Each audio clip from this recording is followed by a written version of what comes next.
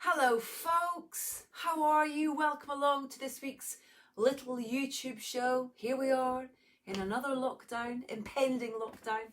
Thank you so much for your time and for checking out our chats with some of our favourite people from the world of film, TV and music. And this week we wanted to celebrate the fantastic diversity that is on offer on your telly box with three formidable actors who are bringing us brilliant characters and kick-ass performances. So coming up on this show, we are full to the brim. Susan Wokoma talking Truth Seekers and Enola Holmes. Ariyon Bakare on His Dark Materials. But first up, Pippa Bennett-Warner, who I have to say has been pretty impressive so far this year. She's had so many things that you can see her in right now. Harlots, you might have already seen that. You might have been blown away by Gangs of London, which she was part of. And right now on the BBC, you can see her in Roadkill, a 4-part political drama written by the legendary David Hare. Now, Pippa plays a barrister called Rochelle Madeline, who totally owns the role, and she does make a pretty lasting first impression. I'm loving the show, and with a cast that includes Helen McCrory and Hugh Laurie, well, you should definitely check it out. Now, before I introduce my chat with Pippa, I should let you in on a little secret, in that I had a massive technological failure, in that we had a lovely chat, and then I went to start editing it, and it hadn't saved. So I'm very grateful to Pippa for taking the second time to chat to me, but I was genuinely really excited to talk to her about, in particular, this role in Roadkill, because I love the show, but I think this character is pretty awesome as well. How would you describe her? And how would you describe Roadkill as well? I would describe Roadkill as a really exhilarating, twisty, turny political drama. That's how I describe it. And I describe her as, she's really smart, really capable, pugnacious.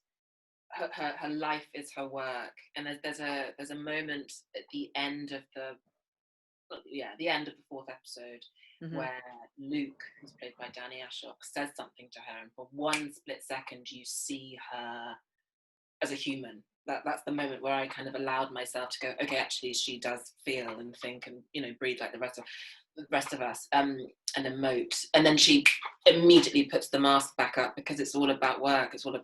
And I think David created this amazing character, and to get the chance to take her off the page and run with her was just it was kind of dreamy. He writes really good female parts, doesn't he? He's got a knack for just giving them real, because not everybody does, and there's a lot of times that the kind of female characters can fall into stereotypes, but this is brilliant, and I think it's something that he kind of does time and time again. Yeah, I completely agree. I mean, when I first read the scripts, I was like, oh, another amazing female part. Oh my God, another amazing female part. Another one. And then being at the read through and sitting around the table with those amazing actresses, I was just like, this is brilliant. And having a female Prime Minister, Helen McCrory. Yeah. I mean, you can't get any better than that. He's a genius. I love him. And he was around on set. Was he? Yeah. Like, he's like, and so kind of, if you had a question, if you had a query, he's so generous, he's so open, and you could just go and ask him, and he's brilliant. What's the kind of attraction for you with a part? You must get sent so many scripts to read and look at, but what's the thing you kind of look to connect with, or look to explore, or look to? I think for me, as I'm getting older, it's definitely material. And then also the arc. And I guess it's different if you're doing a film or if you're doing TV, but the majority of my work is 6-month TV series. And the arc, so, and with that, you get to play a part for 6 hours or 8 hours or whatever it is. So the arc has to be interesting to want to have to play it for 6 hours and not an hour and a half or something. Yeah. So it's definitely, and the world as well of it. When I read the gang script and I knew the world that Gareth had created, I was just like, wow, this is amazing. It's London, and it's fresh, and it's representative, and it's so that as well, that comes into it. Gangs was an extraordinary production. What was that like to work on, because it's so intense to watch? To be honest, I have to say that I think it's one of the most collaborative jobs I've ever done. And it's scale-wise, it's probably the biggest job I've ever done. I mean, it was huge. I mean, the first day that we shot, the first day that the women came to set, we did the funeral scene at the beginning of episode 1, and we had 250 extras. It was huge, and the unit base was massive, and it was just a huge production. Yet when we would rehearse before each block started, it almost felt like you were doing an indie film or something, or even a play, because the amount of rehearsal and back and forth between cast and production in terms of maybe that scene didn't feel right, or maybe that beat needs to change, was amazing. Really, really amazing. And the team are just so open to our suggestions, and which for me is the best way to work, because we're all trying to achieve the same thing, which is to make something as good as it could possibly be. And can we talk about Harlots as well? Because I didn't know that this is actually, you did this ages ago, because we're only getting to kind of enjoy, the fruits of your labour now. But this was something that was done. Did you say 4 years ago? Yeah. So we started in, I want to say something like April 2016, and then we finished last year, because I was filming Harlots 3 and Gangs at the same time. So we finished 2019. And the first year it was on ITV Encore and Hulu, and then the second and third year it was just on Hulu, so you couldn't find it here. And then when we found out in lockdown that the BBC had got it, we were all like, this is amazing, because now people are actually going to be able to watch it. And it's such a it's such a pioneer for kind of all women. The women, we're at the centre, we're writing it, we're producing it, we're directing it. We had consistently female directors every single time, and female producers, and it was honestly to be working with people like Sam Morton and Leslie Manville and Liv Tyler and Jasper and Kate Fleetwood and Holly. I mean, the list goes on and on and on and on, because those women are just brilliant. Is it different on set when it's like that? When that ratio is it's the opposite of the norm, unfortunately. Yeah, exactly. It is, and we are like a little family, and we all grew very, very close. And there was something special about that show, and also because it's weird, you shoot something for 6 months or 8 months or whatever, and you hold on to it, and it's just your thing, and then suddenly you have to share it with the world, and that's really exposing and can be quite embarrassing, or the unknown. So then, but to have that twice now with Harlots, it's the first time having it out there, but nobody really knowing it existed, and then having it again now. It's I don't know, it's an odd feeling, but it's a nice one. Yeah. I wish we'd had the chance to chat nearly 2 months ago now, unfortunately, but you made a beautiful film called Real that was on at the London Film Festival last year, and it had a run at the cinemas, but people can watch it now. And it was written, directed, and stars Aki Omoshaybi. Yeah. And it's a phenomenal story, because he self-fund it? Is that, or he got the fund? He basically did the whole thing himself. Yeah. He wrote the whole thing, produced it, directed it. We shot it in 12 days, with a very, very, very small crew, and the finished product is just so lovely, and I'm so proud of him. And to get it in LFF, and that's LFF is LFF, and to get your first feature into LFF is a really, really big deal. And he's the humblest, kindest, most laid back guy I have ever met, and he's just I'm really grateful for him for letting me be in it. Did he come to you with the script then? Yeah, he messaged me, because I kind of knew him a little bit before, and he said, would you be interested in reading the script? And I said, yeah, of course. And within 5 pages, I was like, oh my goodness, this is the part that I've been waiting for since I left drama school. And then I messaged him, and we had a cup of tea, and then 2 weeks later we were shooting. That's amazing. That's the way it should be. Yes, I agree. None of this waiting around.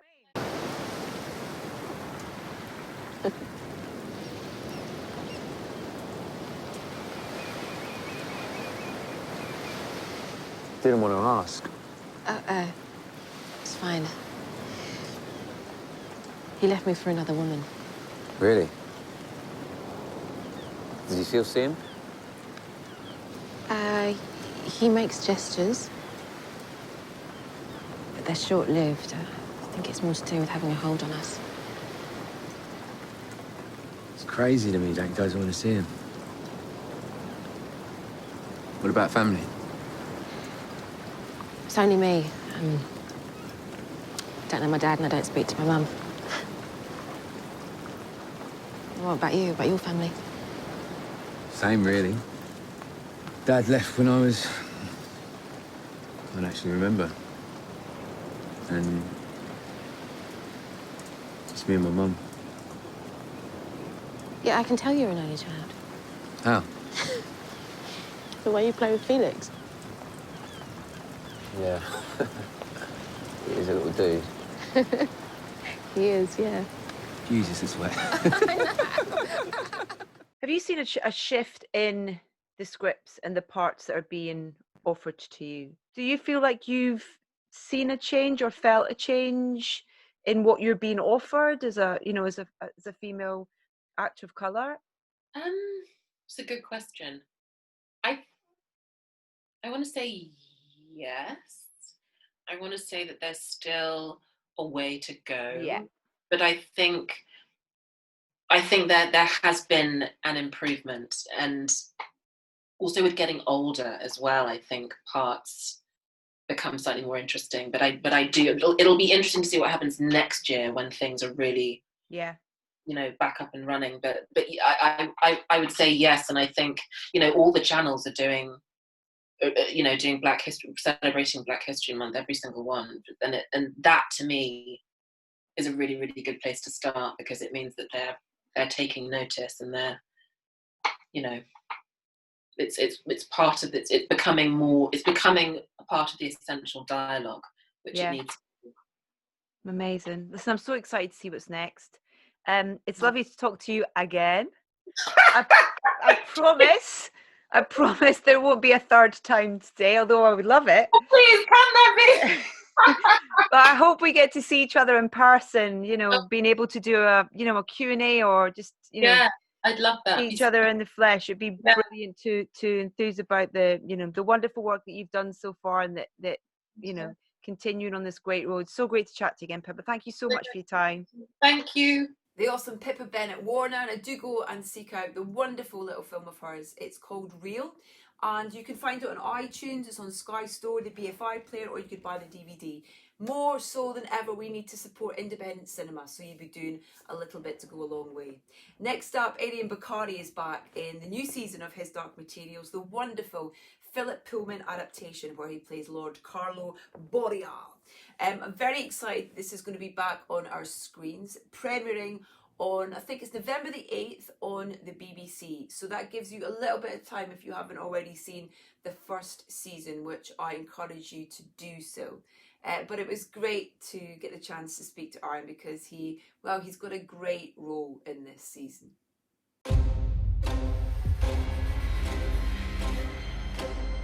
You're not from here, are you? From this world? No. Neither am I.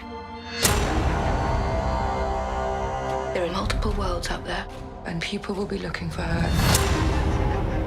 Not all of them good. I found her. These troubled times call for the magisterium to take control. Best word, keep her safe. This knife could cut between worlds. everyone's connected. Lyra, how do you know about me? You have something important to do. The time has come to act. I believe we have no choice. People are afraid of things they don't understand. These are strange, new times.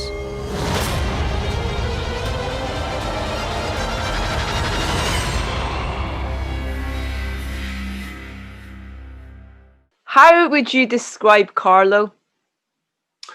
Carlo, cold. He's a man who's very ambitious. He's a megalomaniac. He's determined, diligent in his kind of attitude. someone who will do anything to get what he wants and will stomp over everybody to get it. His whole thing is about the new order. He wants something new to happen in the world. He doesn't want anything. He doesn't want the old world. Then the old world it's questionable. And because he was sidelined in that world, he's like thinking, no, in the new world, I will not be sidelined. I will be a powerhouse. And so, yeah, it kind of rings true to the way I feel about the world sometimes. So it's kind of like exciting about where you see someone like Carlo coming in, and his thing is to change things. He wants something different. And maybe he was a little bit more open about it, he would have a greater journey. What do you think his motivation is? His motivation is power. Because my demon was Griselle was a serpent, a snake. And I always thought, well, I wanted this idea this character was detached from his emotion and could detach from it quite easily. And the whole idea was never to show anything, give anything away. And so my main thing was that if I spoke to someone, I always wanted this idea that it was like a hypnotic kind of stare. I wanted to kind of stare them out and really draw them into me, rather than me give off so much. And so then when he does crack, it's much more terrifying. What's the kind of physicality of that, working with something that's supposed to be ever present, in a particular form, and the reality of how you film it? Does it take a little getting used to, or what, did you have like a, I don't know, plastic pet snake on? How did it work? I had a little snake that used to come out my arm, which was like which looked really weird because it kind of would just like come out and pop its head out, which would be a strange thing to think of. I remember my first day, I had a pet trainer. Originally, when we first started, I always used to have a proper snake, and I'm terrified of snakes. Oh no! But I didn't want to lose my job, so they Did you overcome your fear then? I did overcome my fear, but I don't think I would ever want to be every day present with a snake around me. But I remember they gave it to me and said to me, "Okay, Ariyon." I was in my trailer, and they gave me this snake. It was me and the snake in the trailer, and I remember thinking, I've got to just kind of pretend that I'm really okay with this. And I was sitting there with really, really freaking out. And then they were going afterwards, "Oh, that was such a good reaction." I was going, yeah. That was, yeah, you should keep that. I was going, okay. It wasn't, it's just real. I actually hadn't read the books when I was a kid. It wasn't out there, but I didn't read it when I was growing up. So it was when I got the audition, then I had to cram it all in really quickly. And I was like, wow. And then I couldn't stop. And I remember Clark Peters and myself used to kind of have these big discussions about theology and kind of existential ideas and crises and all that sort of stuff. And we were like, wow, this book just kind of does it on so many different levels. And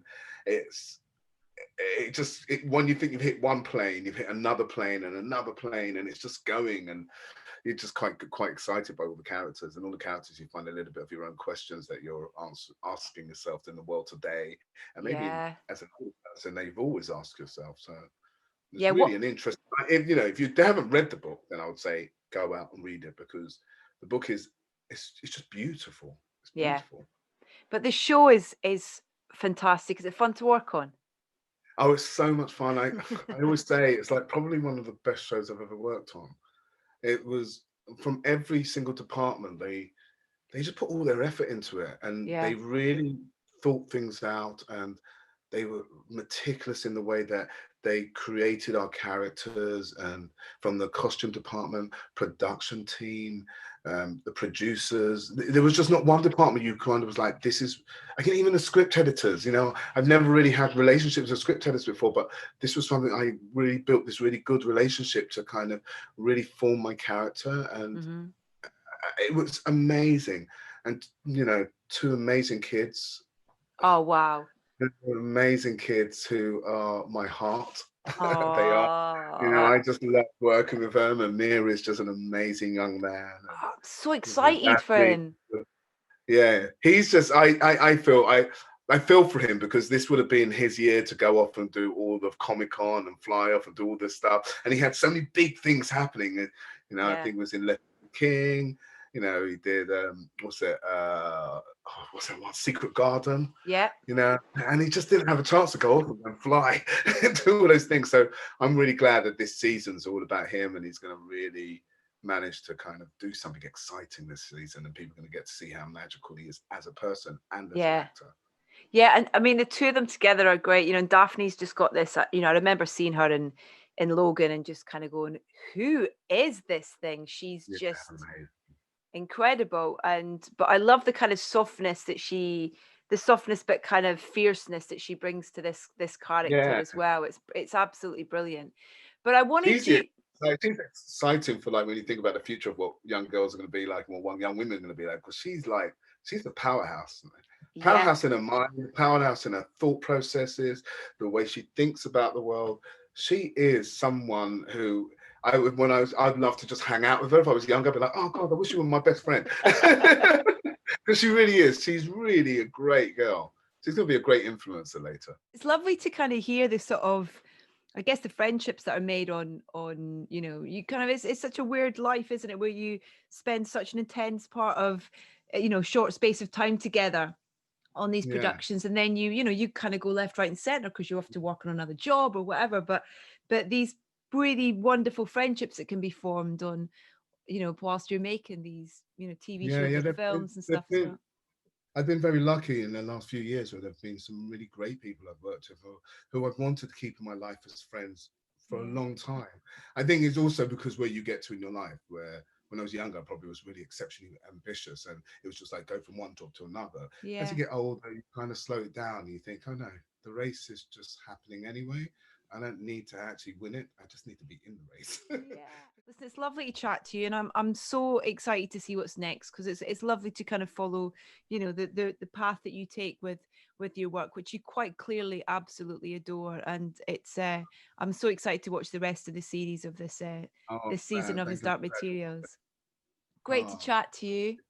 And you too. You take care and stay safe as well, yeah? Stay safe, please. Yeah. All right. Oh, what a lovely man he is. Such infectious positivity. I love it. Ariyon is in the new season of His Dark Materials. I've seen 2 episodes of it. It's so good. 8th of November. As I said, if you haven't seen the first season, go and watch it now. Don't forget. Out now on Amazon Prime Video is the hilarious and slightly terrifying Truth Seekers. Now, it's written by Nick Frost and Simon Pegg, and it's produced by Stolen Pictures, their brand new production company. It also stars Nick as a bit of a loner who in his spare time is a paranormal investigator. It also stars the brilliant Susan Wokoma. Now, this offered me the perfect opportunity to get her on here for a chat, as I'm a huge fan. We recently watched Enola Holmes and we loved her in that, and she's just one of those awesome talents that can kind of do anything, including some fantastic work that she does in the theatre, which we will get into in a second. You'll hear us talk about that. But this was a great opportunity to get to meet her personally, but also to share with you some of the brilliant work that she's been doing. There's so much great stuff that you're in at the minute that I wanted to talk about. We just as a family watched Enola Holmes. Oh, I loved it. I thought it was fantastic. Yeah, it's such a sweet, brilliant film, and I think but I mean, we did it last summer, and you know, it was a job. It literally just it was just thrown into my lap. I didn't audition for it or anything, so I didn't have a relationship to it. You know, if you're auditioning for something, you're reading the script, you want it. It just was here it is. So I was oh, cool. And then when I read it and when I met with everyone, I just thought, oh God, this is kind of the film that I wanted when I was a teen, to really sort of get me started. And and then of course with all the circumstances of this year, and it was meant to be in the cinemas and all of that, and then it become, you know, it's a Netflix film now, and the kind of reach of that has been mad. And worldwide as well. That's the thing, is I think that it's, you know, there's obviously pros and cons with the whole kind of, you know, where cinema is at the minute as well, and what goes in and what doesn't and stuff, but I think that this has found a fantastic audience, I think, and maybe made it more accessible to that particular age group that you mentioned as well. Yeah, I think, and you know, obviously Millie Bobby Brown, who's producer of the film as well, she has such a relationship with Netflix, and you know, I have a bit of a relationship with Netflix, and Henry does, so it kind of, it wasn't like this ominous streamer like stealing cinema. It made sense. Yeah. But yeah, no, totally, I'm with you. Like, it is, you know, you want that balance of having brilliant work on streamers and then keeping cinema alive. And I think it's possible. It's just, you know, with a pandemic, it's really, really difficult. Yeah. Always feel very happy when a character namesake is really cool and awesome. Wait. They're not just like old daughtery 90-year-old ladies, but actually awesome characters called Edith. So yeah. Listen, I feel your pain because my name's Susan, and I don't meet a hell of a lot of Susans. So I'm always searching for a cool Susan. So I get it. I get it. Oh, it's great. I loved it. I'm like, yes. Oh, go on.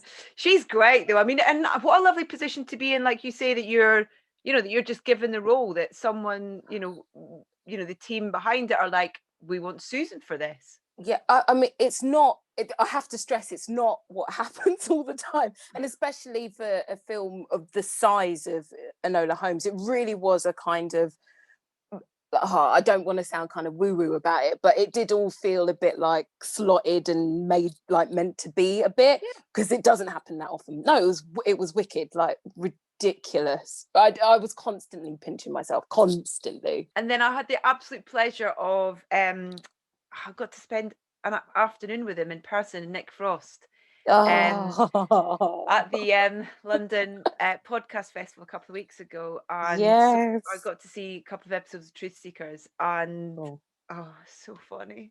It's so good. Thanks. Man. Tell me a little bit about Truth Seekers and Helen, and how you kind of came to be part of this project. Oh, well, in terms of what Truth Seekers is about, it's about Gus, who's played by Nick, and Elton, who's played by Samson Kayo, who's just Samson's amazing. Samson Kayo, even he's an incredible guy. I've only known him socially, so it's been amazing to like play his sister. But it's about these two men, and they work at this sort of broadband installation company called Smile. And Simon Pegg plays Dave, who's their boss, and Gus, Nick's character, is really into paranormal activity. He has a kind of latent YouTube channel where he sort of goes off and finds ghosts and stuff like that.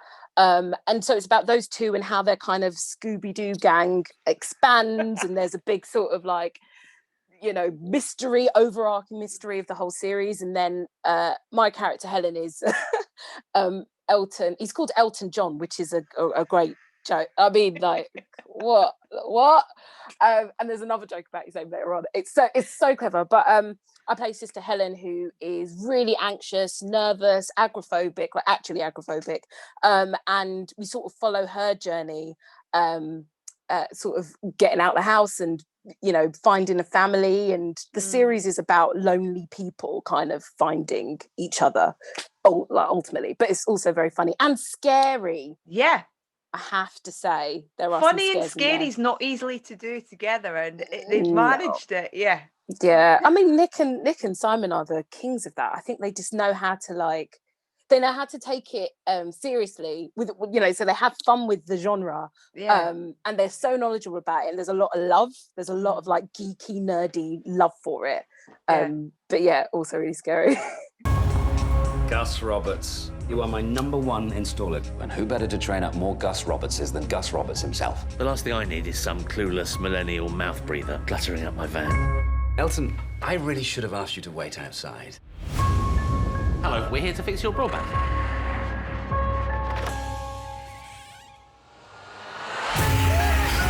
You ever had a paranormal experience? This is my YouTube channel. Most Haunted Institute of the Criminally Insane. I don't want anything to do with ghosts ever again. Ow! I think I'm being chased by ghosts. I saw a smouldering ghost. Can you help me? Something is not right. We need to find out what it is. You're just scratching the surface. There's a bigger world out there. You're in danger. These aren't just restless spirits. These are malevolent entities. Welcome, Truth Seekers. What an old ham. How long is this boring bastard gonna be waffling on? Dad, everyone can hear you, you know. We're on the cusp of something. The Russians, the Chinese. They're watching me.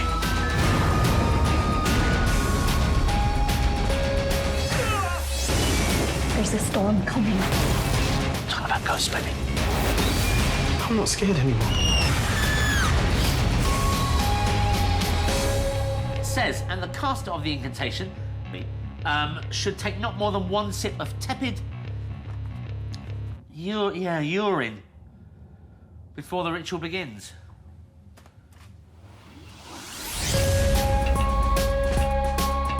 You know, I guess each different type of outlet that you have, be that, you know, film or TV or theatre, do you take something different away from each one? Is each one a very different experience for an actor? Yeah, I think there's such a kind of like athletic commitment to theatre that you have to keep up, otherwise you lose it. I really do think that, and that could be the actual stamina in terms of like looking after your voice, or like, you know, being able to just handle working nights. You become a night worker basically. Yeah. which I love. I love like going to work late, doing the show, you know, you meet people afterwards. Like, I'm a night owl, so it suits me fine. But I do think that, you know, having to have that commitment and that memory and that constant exploration when you're doing theatre is really handy for TV and film, because you do your scene and then you move on. And so to have an idea of what it's like to repeat something and find something new in it means that with each take, you're not just hamming out or dishing out what you've done before. You're constantly going, okay, I've done that, now what can I do with it, and what can I do with this line, and what is this other actor's saying to me? That's a bit different, I'm going to react to it. Sort of makes you a bit more alive rather than hit your mark and do it. So I love to have a good balance of both. How have you found lockdown? What makes me want to vomit saying it. It's like, so over it. But have you, I know that kind of, you know, things are trying to start up again, and you know, and I know that the everyone's trying to do their bit for the arts, and theatre's trying to find a way of kind of being able to, you know, to kind of keep going. And I thought the way that actually that all the National Theatre stuff was put up and made available, I thought that was fantastic as well. So Similarly, great. what we were talking about with Enola Holmes going on is that so many people just don't have access to that level of theatre. And I think that opening it up like that, it was a wonderful thing to come out of this shocking situation that we're in. Do you know what I mean? That positive out of something, I guess. Yeah, and I really, you know, I really hope that it isn't something that we lose when doors open again, because I did a play beginning of the year at the Donmar Theatre, which had two amazing disabled actors, Daniel Monks and Ruth Madeley. And, you know, the Donmar Theatre really wanted to make the space accessible. And I learned so much about accessibility and entertainment and theatre. And to be able to have premium National Theatre shows available for anyone to watch, I just thought we shouldn't be afraid of it. People saying it's not like the live thing, and I'm like, but there are people who can't make it to the theatre. There are people who can't make it to the cinema. Some of these buildings, a lot of these buildings aren't accommodating. So actually, I hope that it isn't just a replacement for now, and it's something that will be available to people, because it's important. It's really, really important. Absolutely, you know, and that could be kind of, you know, kind of location thing, but it could also be a financial thing as well, in terms of look how much more 100%. accessible it makes these incredible productions, and how attainable that type of thing can be for people as well, and the aspirational element of kind of going, that's what I want to do, and I can access that and watch it and learn from it. Yeah, completely. And you know, in terms of my history with theatre, and when I was a teenager, kind of like from sixth form, and we would go to theatre shows, and sometimes it wasn't the most welcoming place, because we were a gang of kids and we were excited and we were vocal and we loved it. We were having a good time. We didn't, you know, we weren't quite at the age where we were getting out our phones. We weren't really about, because we had like rubbish Nokia 3310s. Do you know what I mean? Play like Snake on it. Yeah, do you know what I mean? And so not quite there yet, but like sometimes you weren't always made to feel that welcome, and I think that a lot of buildings are changing that. But you know, if I had access to a lot of the shows that I ended up seeing, you know, at home, I think that I would have been a theatre geek a lot earlier, I think. What about your writing? Are you writing as well? Because you had a great little short on Sky a couple of years back. Love the Sinner. Was that kind of from a personal experience that you wrote that, or? Yeah, I mean, I think a lot of West African second generation people can agree with me with this, was that our parents had an obsession with Princess Diana. And I think it was because she was this person in, you know, the royal family who seemed to kind of break the rules, who didn't behave the way that she should have, who hung out with the people that, you know, royals wouldn't hang out with, and dated the people that royals wouldn't have dated. And my mum had an obsession with her. Like, I remember we had this book which was like Diana's fashions, and it was just pictures of Diana getting out of cars looking really lovely. And my mum thought that she was gorgeous. So when I remember so clearly the morning that she died, and in my short, that's pretty much what happened. Like, I woke up to my mum screaming and crying, and obviously I'm able to find the humor in it because it did really, you know, my mum was like, oh, you know, God, take me instead. And like, me and my siblings were like, but we need you. She's like, like, that is genuinely what happened. But then as a, you know, I could look at that and go, you know, that's just my mum being really, really weird. But there was such a collective grief. I remember at school signing the book of condolences, kids were being let out of school so that they could go to Buckingham Palace and lay flowers. And I think one of the things that I wanted to touch on was that sort of collective feeling of something that I feel like we're sort of, I don't know whether we have that. We have it in kind of like negative things, I think. But in and you know, obviously grief is a sad thing, but actually it's a very human, it's a very comforting thing when so many other people feel your pain. It can be unifying, can't it? Massively. Yes. And I look back at that time and I think, God, could there ever be a public figure that we could all grieve for in the same way? We saw it with Prince, I think. But it just was a fascinating time, and so I knew that I wanted to write about it and then somehow make it funny. So what are you writing? Are you writing just now then? Have you got something you're working on? Yes, I've got a few things. Great. Which is great. Well, you know, lockdown has been awful, but one of the things that I think a lot of people have realized is that it's a good time to, if you mentally can, it's a good time to start developing stuff. Like, why not? So I was commissioned by BBC Films to write a film called 3 Weeks, which is about a sort of comedy drama about abortion. And so I've been writing that. And I have, it's so annoying when people go, I've got this project, but I can't talk about it. I've got another film that I can't talk about, but it's very, very exciting. That means that we can talk about it further down the line when you can talk about it. We can have a chat. We can have a little chat about it. But yeah, a couple of TV shows and 2 films I'm writing at the moment. Go on, that's amazing. Yeah, I had time, Edith. I had some time on my hands. Lovely to see you being constructive with it, as opposed to making banana bread like me. Listen, no, I had a good back. There was some times I had like a week where I was like, do you know what, guys, I'm not writing anything. I just need to be in my pants, eat pesto out the pot, and just stare at the wall because I'm a little scared about the world. And they were like, do you? We'll see you in a week. Became 3 weeks, but you know, it's cool. Oh, listen, it's so great to chat to you, and massive congrats as well on, you know, it's brilliant that we've got this opportunity to watch you whilst we're all waiting for the doors to the world to open up again. But yeah, encourage people to go and watch Truth Seekers and Enola Holmes if you haven't already. And I'm so excited to watch these wonderful things that you're writing as well, Susan. It's great to chat to you, love. Massive congratulations. Thank you, Edith. Take care. Look after yourself. Stay safe. You too, darling. Bye-bye. Bye. Isn't she brilliant? Susan Wokoma. Very excited about what's to come for her. Massive thanks to Susan, to Pippa and to Ariyon for their time. Loads there for you to check out, particularly with Lockdown, the sequel on the way. Truth Seekers is out now on Prime TV. Roadkill is on the BBC. Enola Holmes is on Netflix. And His Dark Materials coming 8th of November on the BBC. Now, on this week's podcast episode, soundtracking, we have the one and only Nick Frost, Susan's co-star from Truth Seekers. Nick recently joined us at the London Podcast Festival, and I genuinely love Nick. I think he's a wonderful human being. He's such great company, and he was a lot of fun to chat to for the podcast. So please do go and check it out from your usual podcast provider. I'm off to watch The Mandalorian, which started on Disney Plus. I cannot wait to see this.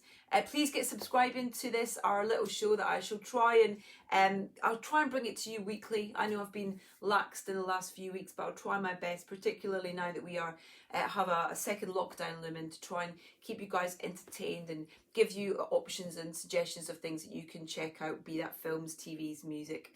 Not TVs, but TV programmes. So in the meantime, you can get subscribing so that when a new episode comes up, it's immediately there for you to check out. Also, if you haven't already, please do subscribe to our podcast. I'd be very grateful if you would do that and spread the word. In the meantime, please take care of yourself, stay safe, and thanks for watching.